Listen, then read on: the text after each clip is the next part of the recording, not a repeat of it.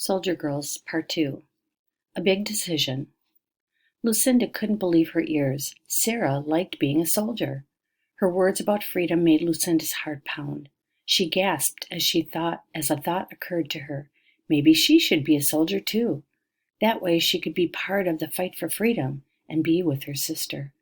Just then Lucinda spotted a line of freshly laundered uniforms hanging from a tree branch and drying in the sun. Lucinda grabbed a uniform and ducked behind the bushes to put it on. The uniform fit well enough. Lucinda pulled her hair up and tucked it under her cap. A group of young women hurried by her, heading to the hospital tent with more bandages. Lucinda hesitated, knowing that the nurses could use her help and her mother would be sick with worry. When she shook her head and marched resolutely away. She was a soldier now, just like her sister Sarah. The next day, Lucinda got in a long line for her share of the meager food that was available. Then she sat under a tree to eat, thinking that a soldier's life was not very exciting or glamorous.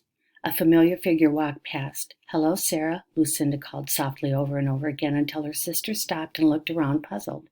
Then she spotted Lucinda. "You did not," Sarah said. She crouched down beside Lucinda, shaking her head in disapproval. "Oh, Lucinda, no."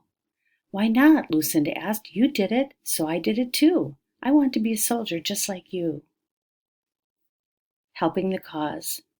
"Lucinda, I don't mean to hurt your feelings, but I don't think you're cut out to be a soldier," Sarah said gently as she could. Lucinda huffed. "But Sarah held up her hand. "Let me finish.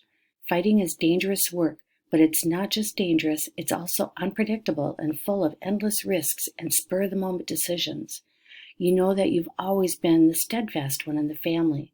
Lucinda, the battlefield is not for you. I can't see you, my little sister, go through the endless uncertainty and day-to-day panic of being a soldier."